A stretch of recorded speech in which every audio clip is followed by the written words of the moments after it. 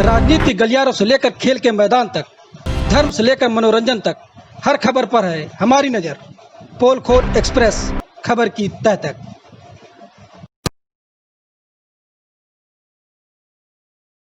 Bharatiya Janata party दलितों की विरोधी है, इसके पीछे क्या खास तौर से मंतव्य है आपका? देखिए, जो आयोजन हुआ है राम मंदिर भूमि पूजन का शिलान्यास का, जिसमें प्रधानमंत्री जी आए थे, उसमें महामहिम राष्ट्रपति को नहीं बुलाया गया।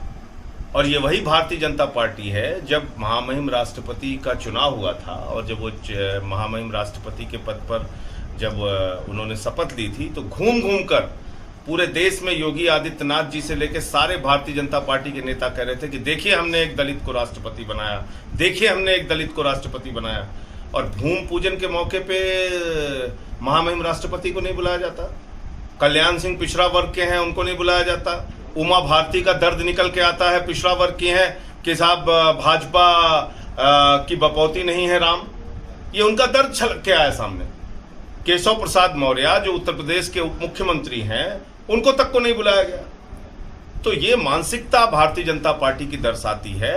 भारतीय जनता पार्टी के राज्यों में, ये मैं नहीं कह रहा हूं, इसका आंकड़ा है 2018 का, सबसे ज्यादा दलितों के खिलाफ अगर हिंसा और अपराध के मामले हुए हैं तो भारतीय जनता पार्टी के शासन में हुए। देश के राष्ट्रपति को जगन्नाथपुरी जी के मंदिर में प्रवेश नहीं करने दिया जाता। तो जब ये मानसिकता अभी भी है, तो आप कैसे भगवान राम के अनुयायी हो सकते हैं, उस मर्यादा पुरुषोत्तम भगवान राम के जिन्होंने सिबरी के जूठे बैर खाए, उस मर्यादा पुरुषोत्तम भगवान श्री राम के जिनको निषाद राज ने नैया से पार कराया, नदी पार कराई, जिन्होंने बानरों की सेना लेके रावण का नाश किया।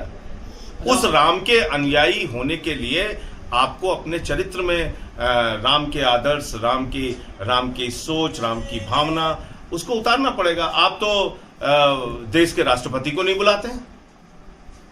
तो ये मैंने सवाल खड़ा किया था, जिससे भारतीय जनता पार्टी के नेता मैं देख रहा हूं कल से पूरी भाजपा की आर्मी और फौज लग गई है। इन बातों का जवाब क्यों नहीं देती भारतीय जनता पार्टी?